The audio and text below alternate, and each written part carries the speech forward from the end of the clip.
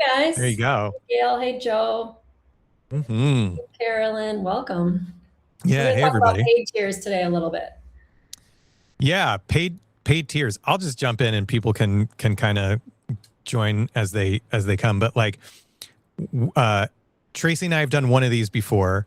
I was very eager to do another one again because we've become Substack friends at this point. And and one thing that Tracy's doing and just going for it is she launched her paid tier and she's just owning it and going real hard with it. And I'm at a point That's the where only I'm way. yeah, and now I'm kind of like architecting my paid tier. And my big thing for that is I don't want it to be, I did a live last week with Rob Riker, who we're both mutually friends with. And Mhm. I probably mentioned this a little bit too, but it's like I don't want it to be just, oh, here are some paywalled articles and that's my paid tier. That to me is not super appealing. I want people to get like a bunch of value out of it and have it be kind of like a gateway for bigger things, which it seems like you're doing now because you're launching a challenge. So we'll get there, but I think maybe a good way to kind of get into it is, you launched, as I understand it, you can correct me if I'm wrong, but you launched your paid tier way before you felt ready for it, Yeah, right? I did. Um, so what was that experience like in terms of just like turning on paid before you felt ready? What were some of like the things that tripped you up and how did you finally, I guess, find your footing with all that? Yeah, well, I had in my head that I had to get to 500 subscribers before I could turn on paid. And that's just so arbitrary. I really don't believe that's the case anymore. I wouldn't tell anybody that. What I would say instead is make sure you know what people are what people care about that you're saying. You know what I mean? So like Yeah. look at your free publish a lot. Like I think of publishing as experimenting. If you have a post that flops, that's just a signal that maybe that was either it wasn't interesting enough or the title wasn't clear enough. There could be lots of different reasons why a post didn't take off, including that it's just not a topic that the people that are gathered right now are, or the people that are in general are talking about right now, are reading. But it doesn't mean that you failed. It just means you got to come in a new angle, and that's what I was doing at the end of last year. Just experimenting and figuring out like what do people really want to read.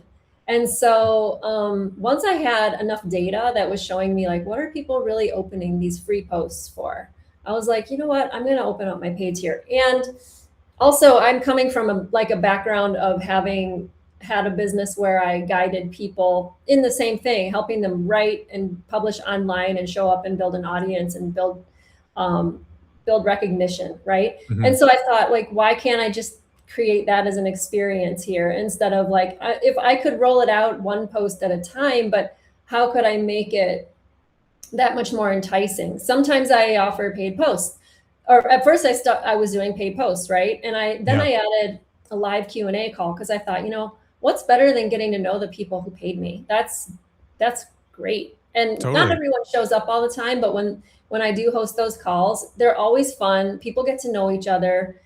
I've had people join each other's paid tiers in there. I've had people, everyone always subscribes to each other. Everyone learns from each other. Everyone's coming from a different background. So they share stuff that they know and everything, Yeah. which is really cool. And then little by little, I changed it. So when I opened it up, I wasn't like, here it is, here's the finished product, here's how it's going to be forever. I was like, I'm new. Clearly, I'm not. Clearly, I don't have 100,000 subscribers and everything dialed in yet. But Yeah. you're joining, which is so great. And so we're just going to build this as I go. And I promise that it's not going to get worse. It's only going to get better for you. So I was just paying attention to data. Like if someone unsubscribed, a lot of times the reason was that they didn't have enough time to read the post. So I was like, well, how could I fix that? So I decided to make one of the paid posts a mini workshop that they could listen to while they were walking or in the car or whatever, because you can play that through the app. You know what I mean? You wouldn't have to necessarily watch it. It could be, and Yeah. so a lot of times I put the audio and the video in there. So, where you can So just let listen me to the video off. Yeah, so let me pause you for a second. So let's Yeah. step back. Let's step back because I think this is really interesting to me and will ultimately be useful. So you said you were kind of like paying attention to the free posts you were putting out there, um, what resonated, what flopped, things like that. So what did you find, in your experience, what were the things that you were putting out that people were really connecting with? And so what did those look like? And then how are you getting, like, when you say, oh, I was just looking at the data, like what does that actually look like practically speaking?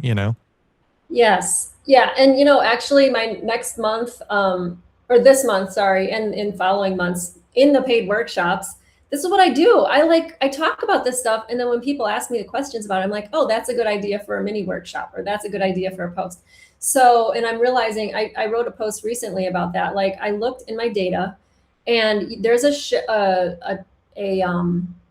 sorting feature in your posts. The Hmm. default is all your newest, like the newest posts are at the top. Yeah, of But course. there's different ones that you can scroll through, and like you can sort it so you see the ones that have had the most views, the ones that had the most paid tier conversions, the most ones that have had the most free tier conversions. I've actually had, surprisingly, so that was what my recent post was about. I published it, I think last at the end of last week or the beginning of this week, I don't remember. But Yep. I found that my top 5 posts that have converted paid subscribers weren't always paid posts. So sometimes they were free posts. So like it's really interesting how, and I'd have to go and look at each one and see like what did I say in that to make people, because I might have been inviting them to something. Sure. But it's interesting to see that data. But as far as your original question, when I looked at what was pulling in the most, I mean, I had a handful of posts that went really viral for me, like 6,000 views, Oh, 7,000 views amazing. and stuff. Yeah. That's great. And bringing in hundreds of subscribers. Those were on posts, not notes. I think notes, as much as I know that notes do bring in subscribers, when they come in from a post, that's a little different because they read a really much longer thing. They got something out of it. It's a little different than a flash in the pan note. Not to say that I don't love notes. Notes are great for just staying visible and staying top of mind for everybody. So I'm a huge fan of dialing your notes in. But that was a couple of the posts that did really well were about writing notes and writing really good posts to grow your Substack. And so I was like, well, if we go deeper on those topics, then people will opt in for that. So, and that's been the case. So Yeah, I and I turned it mean, on earlier than yeah. 500. I turned it on at like 350. No, that's cool. It's so in the chat, Monica just wrote that 339 paid subs all came from free posts and she never paywalls anything. And I think so, Monica, I'm going to come back to that in a That's second. awesome. Um no, I'm going to come back to it right now because I lost my train of thought for the other thing. But this kind of goes hand in hand with sort of what I wanted to talk about because I'm like, oh, this is what it was. I'm in the place where you were, where I like set this arbitrary goal of like, okay, when I get to 500 subs, I'm going to turn on a paid tier. And now I'm past that. I'm at like 560 something, and I still haven't done it. Mostly because I'm probably overthinking it. But for me, as someone who likes community, likes talking to people, and likes going a layer deeper, it's like I want to be able to offer something that's more than just, oh, hey, here's some like extra value behind a paywall on a post. It's like Of course. I love that you're doing like a Q&A, like really getting to know people who are in your orbit and using that kind of as like a way to farm for ideas that are on people's minds that you can like write to and put out and kind of like create more of like a flywheel effect. So that's really cool. Good for you, Monica. That's awesome. That's a lot of subs from free posts for sure. Yeah, that's great. So Yeah, keep going. Are you reading What are you reading comments? I love listening to posts and resources. I don't always have time to sit down and read everything. Yeah, and I think that's a tool that I think people should use more on Substack posts too, that you can record an audio. You can just record yourself reading it. And today actually I read this is really crazy, but one of my very first Substack the very first Substack I ever subscribed to was way before I even knew what Substack was.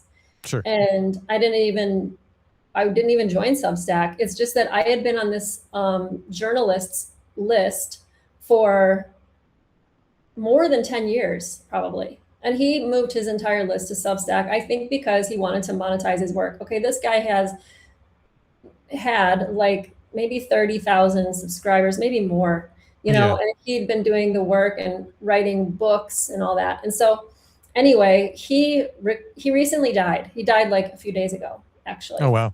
And he recorded an audio because he knew he was going to die.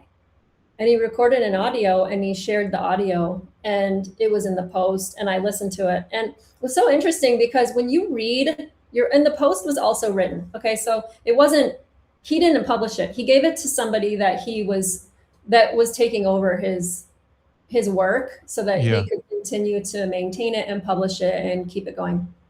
And he recorded that audio and he put it in the along with the written. Okay. And it's so interesting because I was like, well, I'm going to listen to this because I used to listen to his podcast too. I mean, I've been subscribed to this guy for maybe 20 years, like a really long, maybe 15. The way he read it compared to how I would have read it in my own voice, because he gave his the person who is managing his stuff specific instructions, like only publish this after I've died. Okay, that's your instruction. And so, but when he recorded it, he was like, if you're listening, like what it said is, if you're listening to this, it means that I'm gone. Okay, so that's how I read it. But when he said it, he's like, if you're listening to this, it means I'm gone or something like that. And it was a little funny, right? Yeah, like you get more of like I'm reading something that somebody specifically did for the purpose of sending it to his subscribers after he had died. And that's sad, right? And I'm like, I would read it in a way that was more somber, but he didn't read it like that. So that's why I think reading something that you wrote is pretty cool.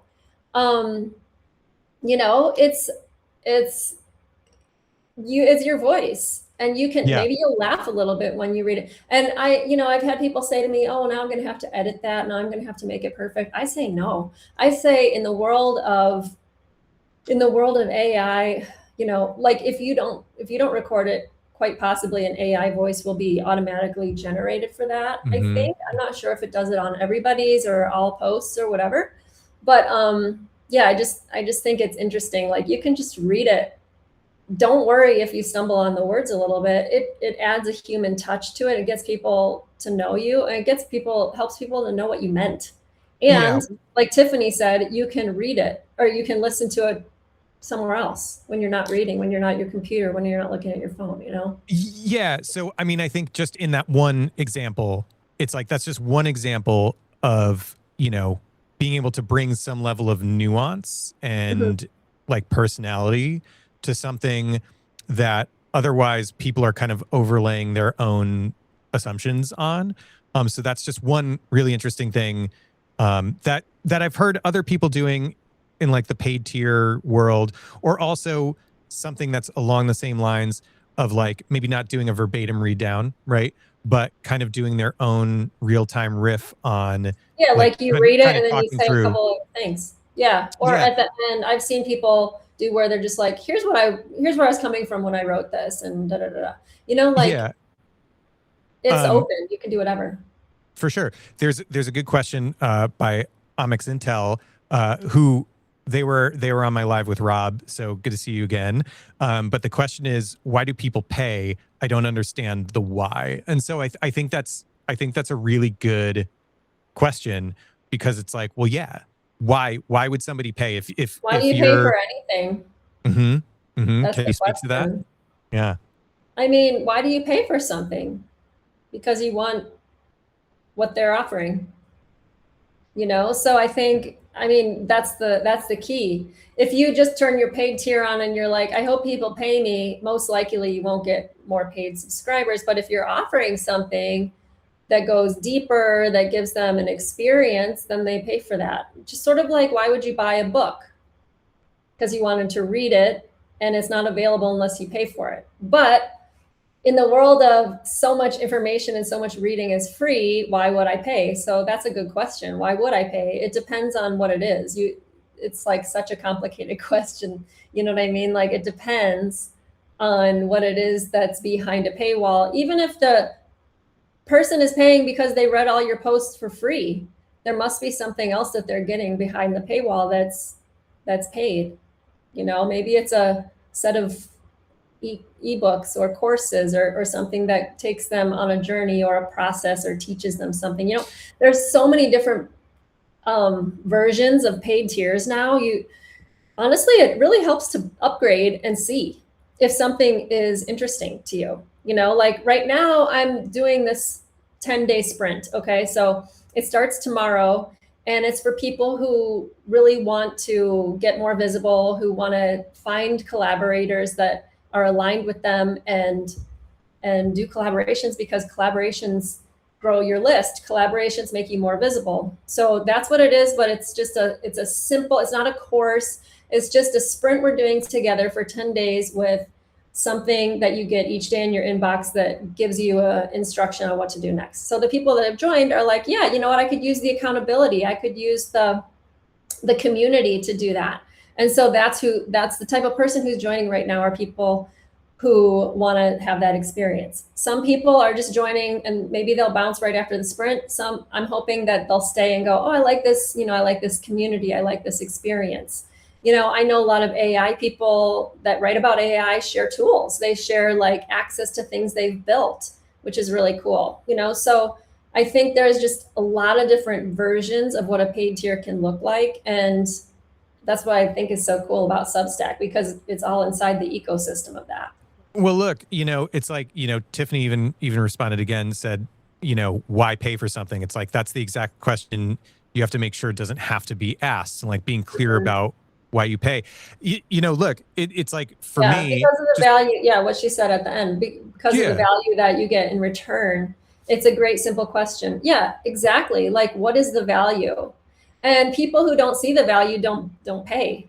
And so that's okay too, because you're never going to publish something and then 100% of the people see the value. That's the idea. But in that way, you're never going to please everybody, and that's right. With anything in life. But also, it's like, I just think about like what I pay for, and when I pay for something, I'm paying for access to something that isn't like necessarily publicly available that I want. So whether that's mentorship or community, like what you're doing with your sprint, totally makes sense. It's like you're not promising answers, right? But you're promising kind of shared accountability and community support, which I think is way more valuable than just like handing somebody answers like, just do this and you'll be fine. Well, it's like, no, because everybody's process is different and everybody's answer is different. But having support and like community around that, and having people that can kind of help you along your way, and just honestly, just a group of people keeping you honest and making you finish something, is totally worth it. Yeah, 100%. I totally agree with you. So yeah, I mean, honestly, it's so funny because I posted a note about this, not about this exact thing yesterday, but about what you pay for and what you sell and all of that. I think that it means a lot to look at your own buying behavior to kind of decide what you find valuable and then map that onto what you would offer. I posted that because I saw that somebody, you know, this always happens. If you have an email list and you make an offer, you offer a course, you offer something, inevitably people unsubscribe after that. They get like kind of miffed, like, oh, I was here for, I don't know, free information. And then when you said that there's something else that that you can have that's for money, they don't like it and they leave. But that's understandable. We get a lot of advertising all the time. People are always offering us stuff, right? And it's really gotten to the point where like you're making decisions whether to buy stuff almost all day. Well, and the majority of what we're offered is usually crap, you know, in comparison, in the grand scheme of things. It's like go scroll through Instagram for 5 minutes. You're like, this is terrible. So I get it. People are exhausted from just having junk shoved in their face all the time. So I get that Yeah. side. I get And that side of things. but then that person wants to turn around and create a business where Right. they're going to sell something, and they don't know how people buy, or they don't know Yeah. why people buy. Uh, I wrote an email to my list recently about this too, because there's somebody that I know just locally, not online. In sure. fact, this person isn't even online. He purposely, like, it's so funny because when I first met him, we had a little coffee chat because he found out what I do, and I was like, you really have to build an audience online. Like, you have to become known for something, or it'll be harder to sell stuff later. And at the time, I think he wanted to do sort of some kind of coaching, but now he's trying to sell a product. Okay. And we had this conversation like 2 years ago, or like a year and a half ago. And he made zero moves to build his own presence online. And now he Right. wants to offer this product. And the product is not cheap. I think it starts at $1,500, and then I think that if you do other versions of it, it's more than $3,000. Okay. And since he doesn't spend any time on Instagram or Facebook or TikTok or anything, the way people sell and the way people buy has changed a lot just in like the last probably year, For And sure. so he asked me for my feedback on his ads. And I'm not an ad expert, okay? I'm not a meta ad expert, but I have seen a lot of ads, and I have seen ones that work, and I have bought from ones that work. I Okay. think they work because I bought it, Yeah.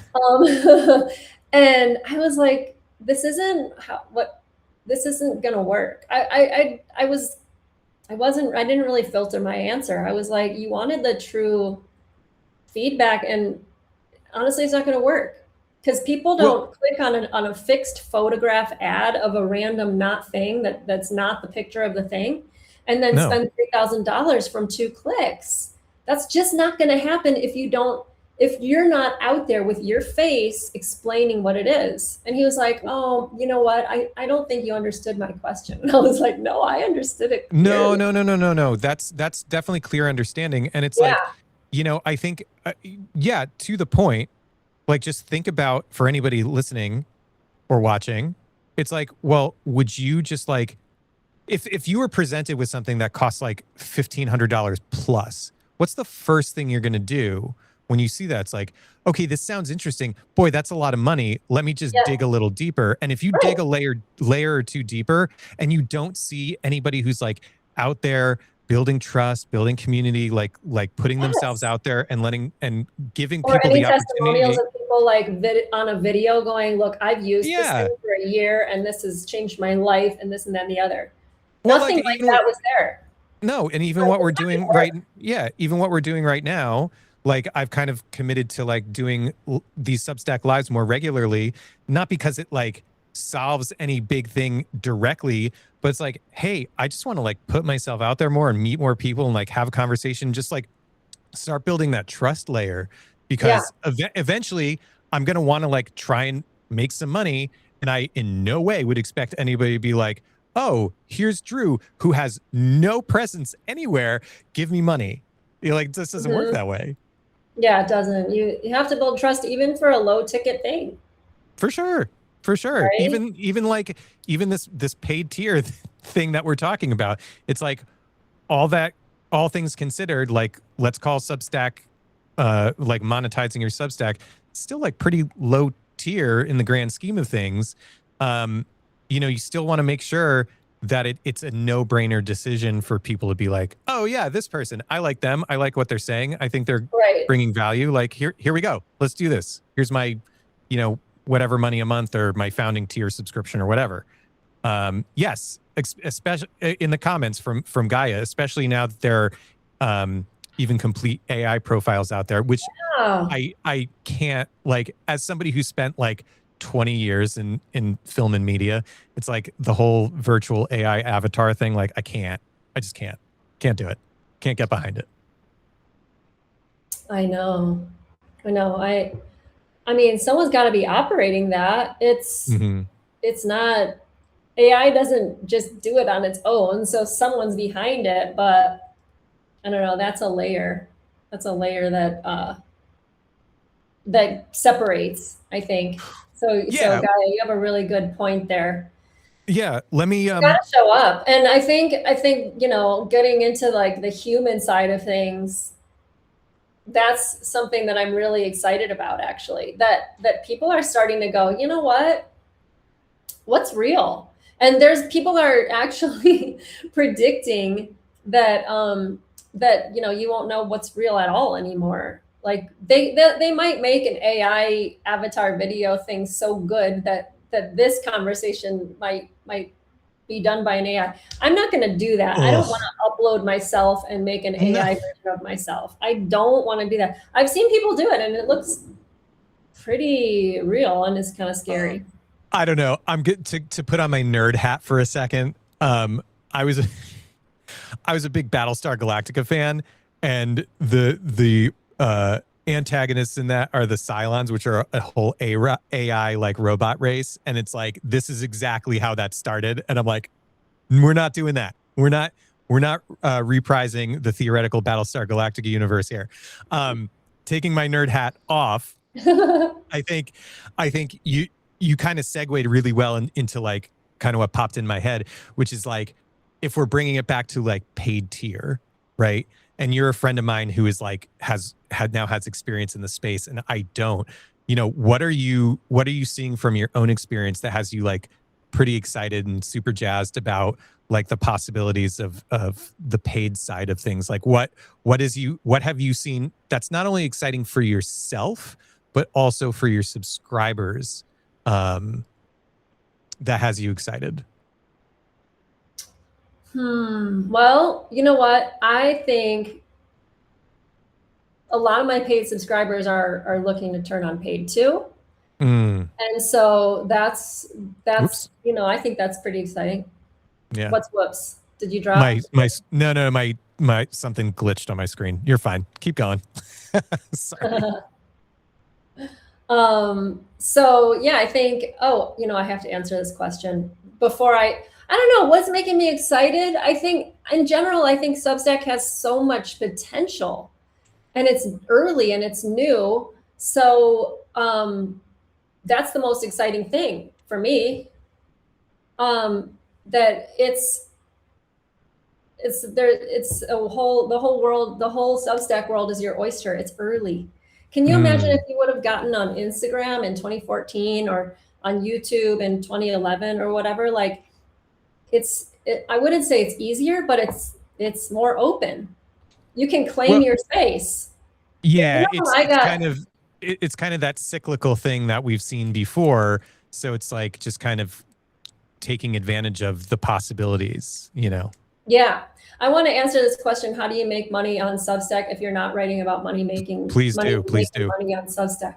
So many people are making money not writing about making money on Substack. So if that's your algorithm, go explore outside of the algorithm. There's so much money to be made on Substack in every niche that I see. Go to your explore tab and go to the best sellers and see like 30 categories, and then go look at what they're selling.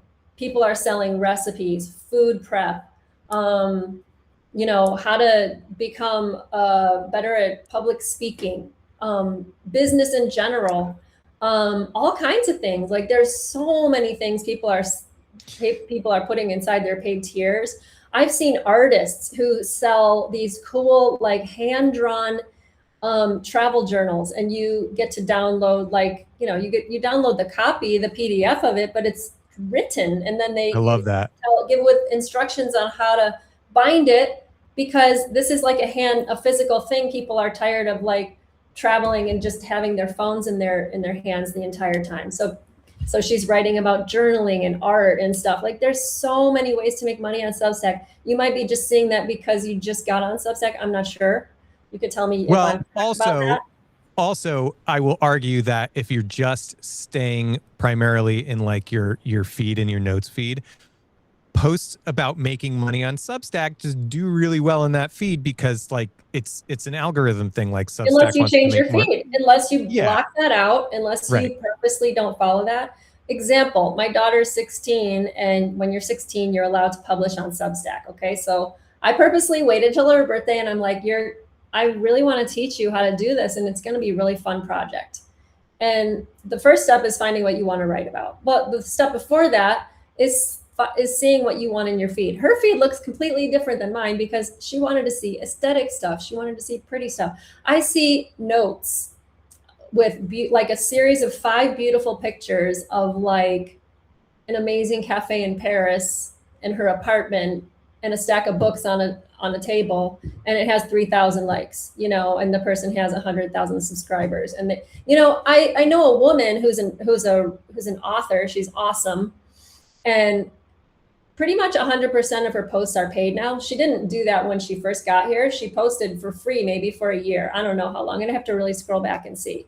But she has a history. She's been an author, or not a I don't know if she's an author, like a book author, but she's a writer, and she's been featured in a lot of magazines and online things. Okay, so she's known as a writer, and she already had a list that she built over time. She's a really good writer, and she's a bestseller because she paywalls a lot of her writing, because that's how she's monetized. She monetized her writing, right?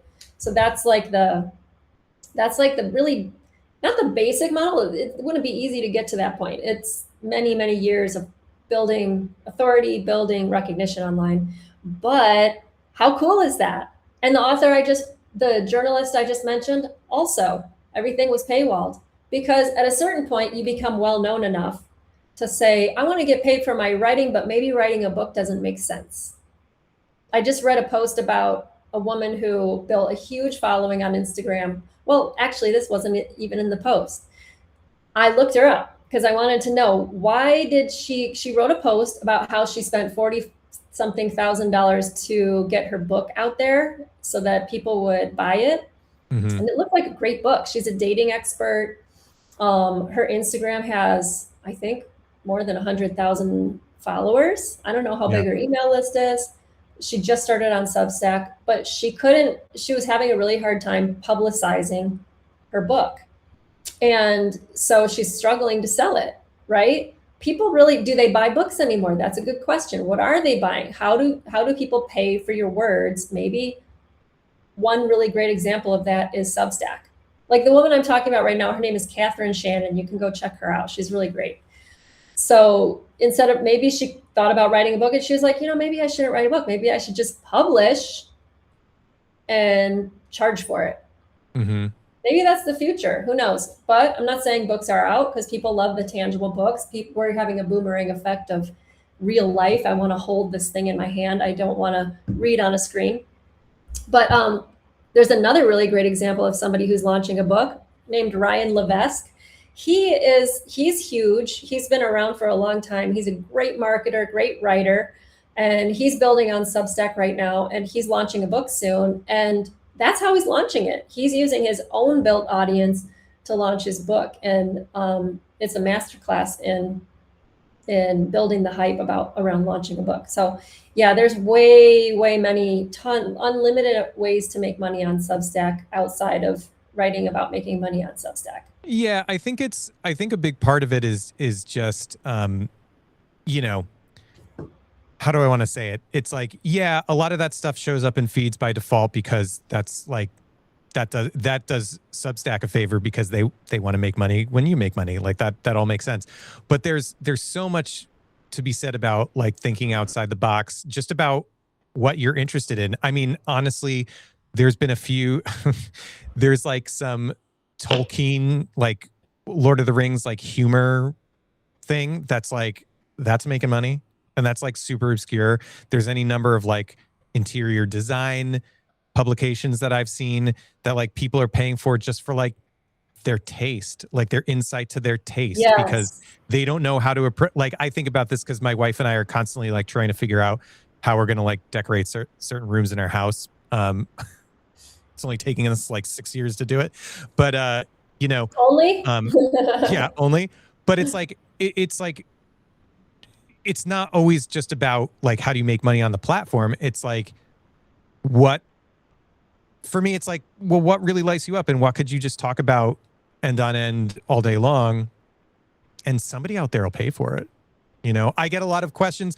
Like I get questions and people wanting to know, like when I jump on calls, not like this, but just calls in general. It's like, I'm literally sitting in a podcast studio. I'm, have no problem being on camera, talking into a mic, and people want to know how to do that better. So I think that's going to be part of what I offer on a paid tier.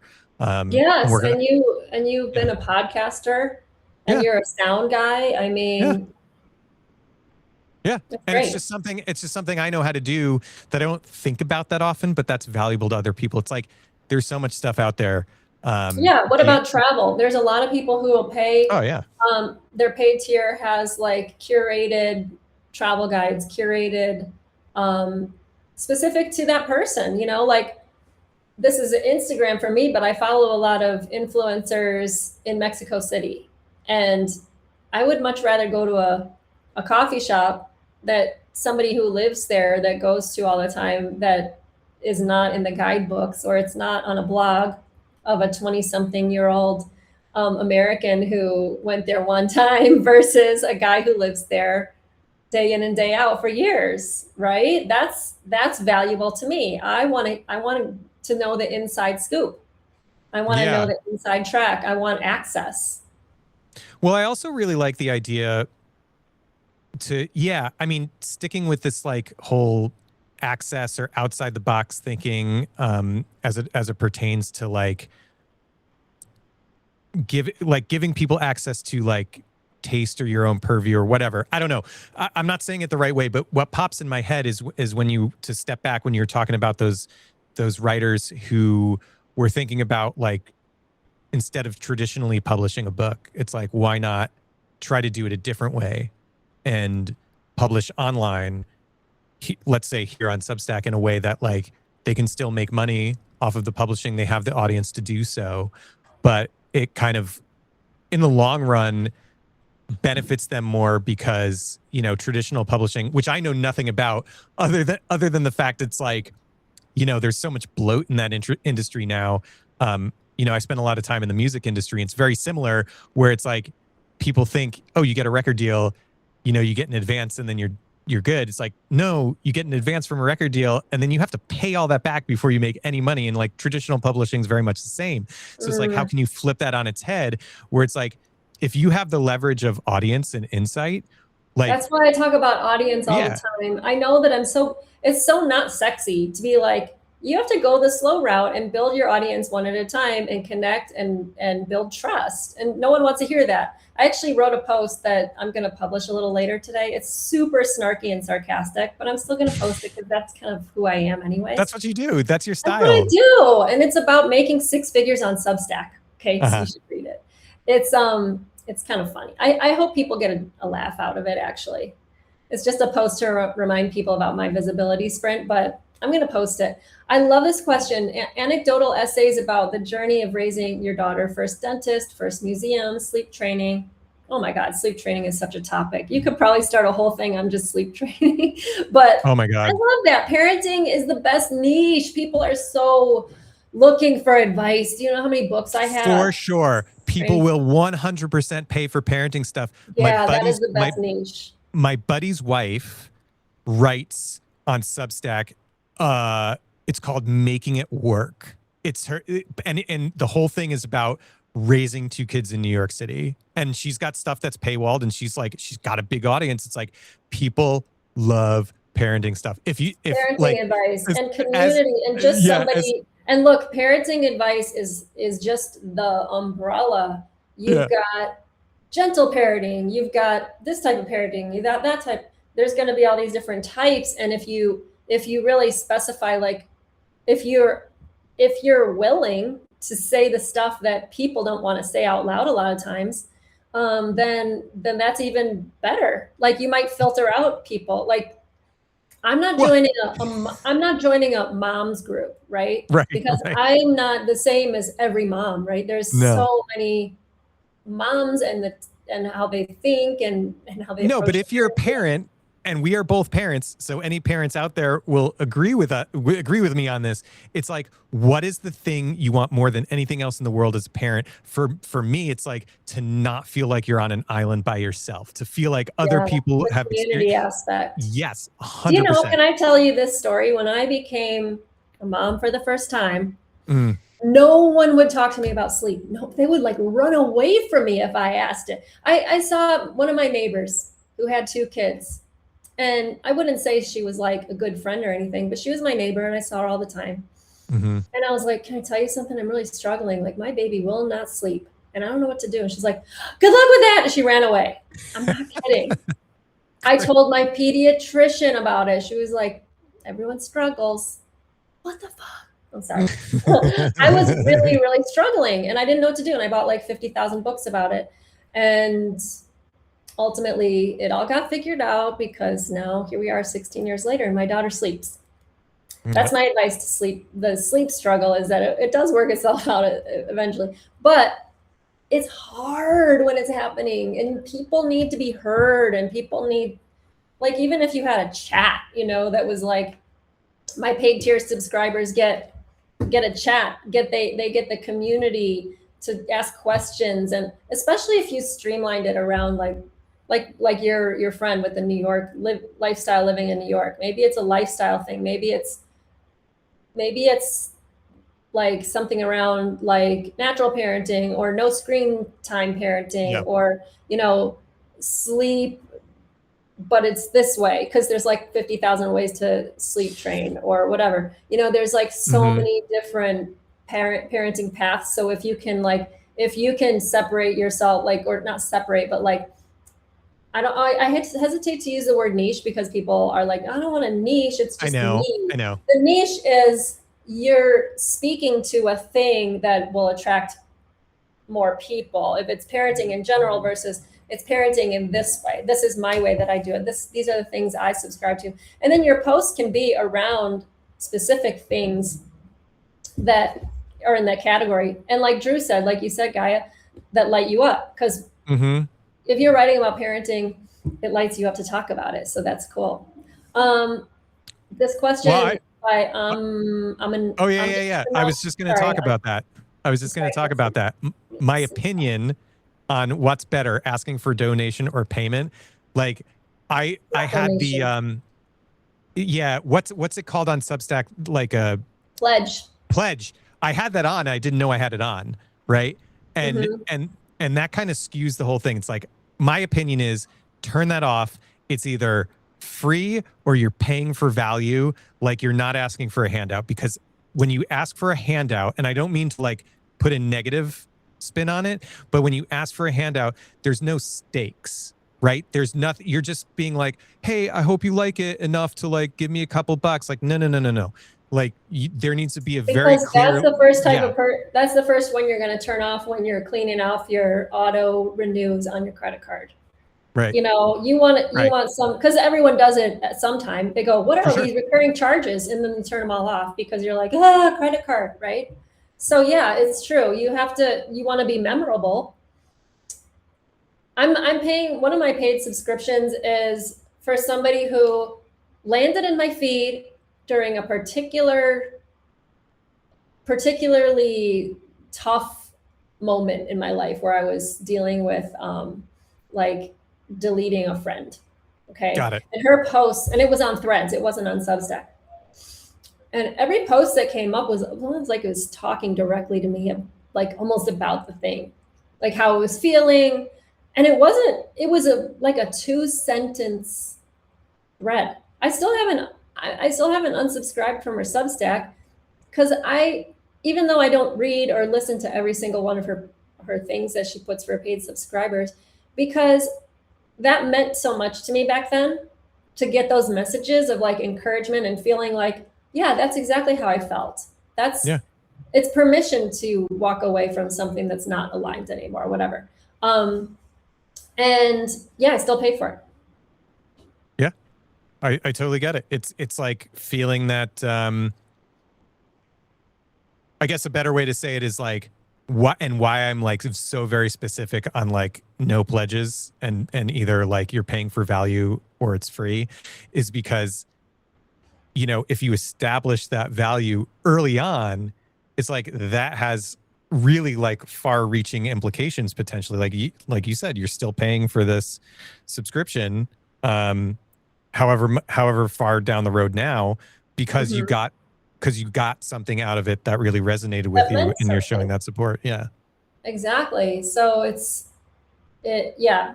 I mean, and the pledges, you're right. It's just like, hey, buy me a coffee or whatever. Like, usually people pay when they get something out of it for themselves. Well, So I and that's appreciate the that. other thing. They say payment is a hard topic. You guys are great to address it. I Oh, appreciate that. awesome. Thank Thank you. you. Yeah, it's just, it is something that kind of people I don't see too many people talking about it. It is a thing. It's part of the Substack space. I mean, everyone could turn it on or off. It's part of Hmm. the, that's what I find so interesting about Substack. A lot of people come on because they're like, oh, you can monetize? That's cool. Like all the other social medias have been, if you get big enough to have enough views, that then you can get paid. And so people don't go on Instagram going, "Oh, I'm going to get paid," or YouTube. Like to get paid on YouTube, you've got a lot of views, right? How many views do you, or TikTok, or you have to have millions of views or hundreds of thousands to I have no get idea. paid by them, No by like idea. AdSense and stuff? I don't really know. But with Substack, you could get paid with only a few hundred subscribers Yeah, and I or mean less. it You could serves get it. paid from the start. You could turn it on day one and people could pay you depending on what it was. It's Well, like different. It's a different model. the advantage is different for different people. It's like, you know, I came over to Substack, um, not because of paid anything or the promise of monetization.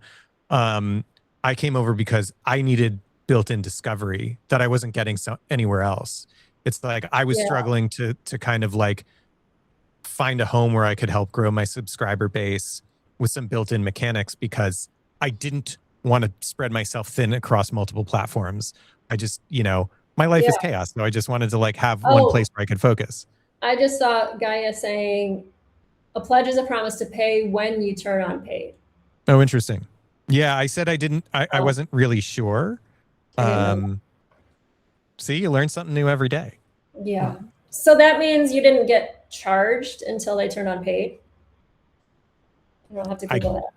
Yeah, we'll have to look it up, but I don't know. There's something I still stick to what I said, whether it's like a handout or asking for a handout or um, you know, hey, give me a pledge and one day I'll turn on paid subscriptions, blah blah blah. It to me it kind of carries the same connotation because you're asking for this without presenting something up front to whoever's on the other end saying like this is what you're going to get in return because you know no matter how you slice it, it's never about you, it's always about the other person. So it's like, no, you know, you're not going to be somebody's hero, you're going to be somebody's guide, and there's a very big difference there.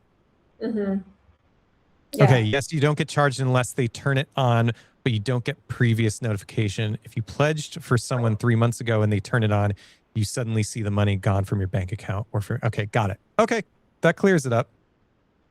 I still stand by what I said though.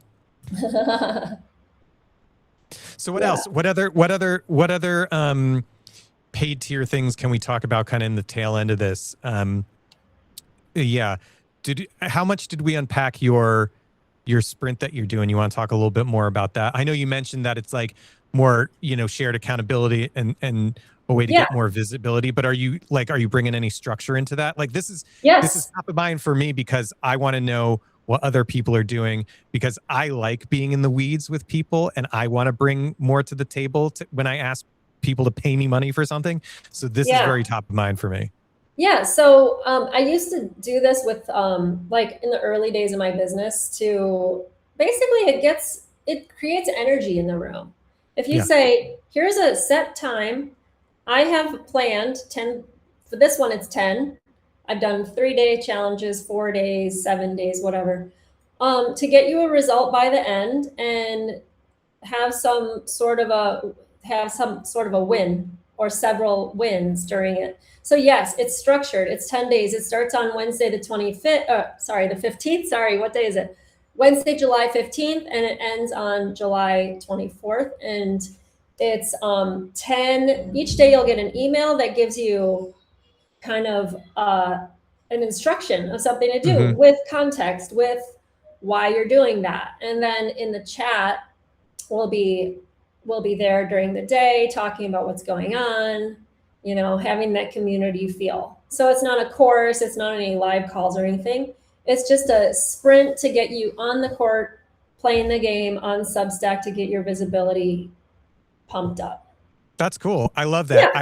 I have a question that I forgot about and it just popped back in my head. And this is a good one for this tail end. So what's your experience with Substack chat been? Because I jump in and out, and keep in mind that my whole publication's free at the moment. I want to build up engagement there. And sometimes I'll post stuff and people engage, sometimes they won't. And I want to know what your approach to chat has been, both pre and post paid tier, and like how people can like leverage that a little bit more. Cause I really like the idea. But I personally am curious about getting it more active. Yeah, well, you can turn it, if you wanted it to be a paid tier feature, you can set it up in settings so that it's only paid. Yeah, sure. But if you don't set it up like that, you can change for each message that you send to it. It can be for free, paid, or founding, depending on who you're sending it to. Got it. It's cool because you can talk to people directly. Paid subscribers can start chats. So free subscribers can only participate in the comments of chats, and paid subscribers can start a chat, like if they have a question or whatever. So that gives them immediate different access. They can show up in your chat and say whatever they want. If you have it, I'm pretty sure that's a setting too, but I have it open like that for paid subscribers. Oh, it's her replay it's cutting off all the time. I don't know why. I'm not experiencing that, but no. But anyway, it's a great place to connect with your subscribers sort of in private. Like it's not private, but now it's not public on the public feed. And people can ask questions. And a lot of times I'll put things in there that maybe it's a little more, it's a conversational thing that's not going to really work as a note. That's how I think of it. Yeah. Right. Yeah. Yeah. So that's a good point. It's like, how do you keep something? I guess it all ties back to like the community aspect that we've kind of been like circling around this whole time, because sometimes I was just talking to somebody about this and I can't remember who it was. It's like, sometimes you want to say stuff and share it with your people, but you don't want it to become like this big public knowledge thing. Like, not like you're trying to do something shady, like throw somebody under the bus, but it's just like, sometimes everything does not need to be shared with the world, but it helps out your community. Right. Yeah. So, or you're like, you know what, I'm thinking about writing this post about this one thing, but I'd love to know if that would help you. Like, maybe I don't know if this is a good topic for it, but how do you feel about it? So I got a topic for one of my next posts that way, actually. Yeah, it's something that I want to put more work into. I think it will make a little more sense on the other side of paid tier, because it gives maybe some more incentive. But I think it's a great way to farm for ideas, just as the person running the publication. But also, I think there's a way to do the community building aspect. And there are, admittedly, it's a lot of the publications that are bigger that are talking about, like, their whole thing is built around growing and monetizing Substack. Like, we've already touched on that.